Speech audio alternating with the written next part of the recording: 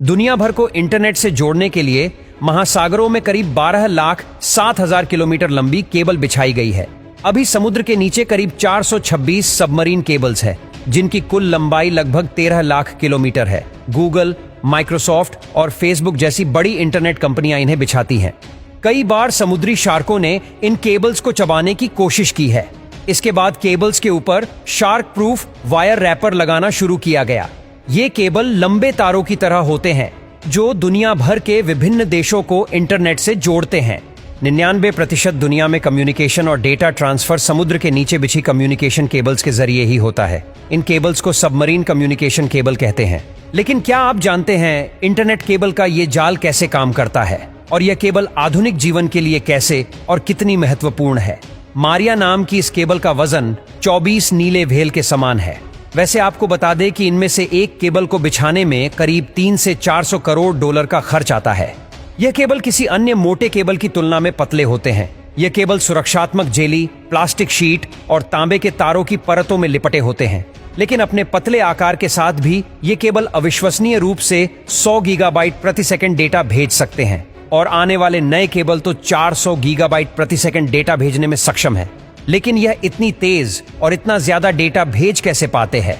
दरअसल इनमें सूचनाओं को फाइबर ऑप्टिक्स के जरिए प्रकाश किरणों के रूप में भेजा जाता है। इस तकनीक में डेटा भेजने की गति बहुत अधिक होती है। इन केबल को बिछाना एक जटिल प्रक्रिया है, जिसमें योजना बनाने से लेकर केबल बिछाने तक 1 वर्ष तक का समय लग सकता है। इसके लिए केबल बिछाने वाले विशेष जहाजों का उपयोग किया जाता है।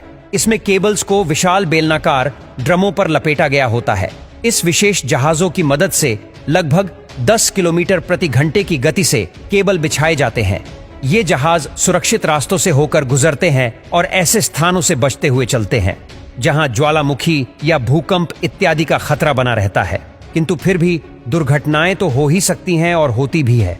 जैसे कि एक बार अमेरिका ने तूफान सैंडी ने कई प्रमुख केबलों को क्षति पहुंचाई थी, जिससे नेटवर्क घंटों के लिए बंद हो गया था। और साथ ही 2014 में एक वीडियो क्लिप सामने आई थी जिसमें एक शार्क गूगल की सबसी केबल को अपने दांतों से काट रही थी। लेकिन आपको जानकर आश्चर्य होगा कि इन केबल्स को सबसे ज्यादा खतरा इस तरह की दुर्घटनाओं से नहीं होता, बल्कि इन्हें अधिक खतरा होता है मानवीय लापरवाही से, जैसे ट्रोलर नेट या जहाजों के लंगर से। इसके अलावा अमेरिकी सरकार ने विश्व को इन केबल्स के लिए एक और खतरे के बारे में चेताया है। उसका कहना है कि रूस या चीन इन केबल्स से छेड़छाड़ करके संवेदनशील नेटवर्क तक पहुंच सकते हैं। दरअसल इन केबल्स की लागत और रखरखाव बहुत अधिक महंगा होने के कारण इसे विभिन्न देशों की सरकारें या अर्ध सरकारी संस्थान संभालते हैं। यदि बात करें इंटरनेट अंडरसी केबल्स का मालिकाना हक रखने वाली सबसे बड़ी कंपनी कौन सी है, तो वह है अमेरिका की AT&T। कुल 2,30,000 किलोमीटर लंबी अंडरसी केबल का स्वामित्व इसके पास है। इन केबल्स की दूसरी बड़ी मालिक है चाइना टेलीकॉम।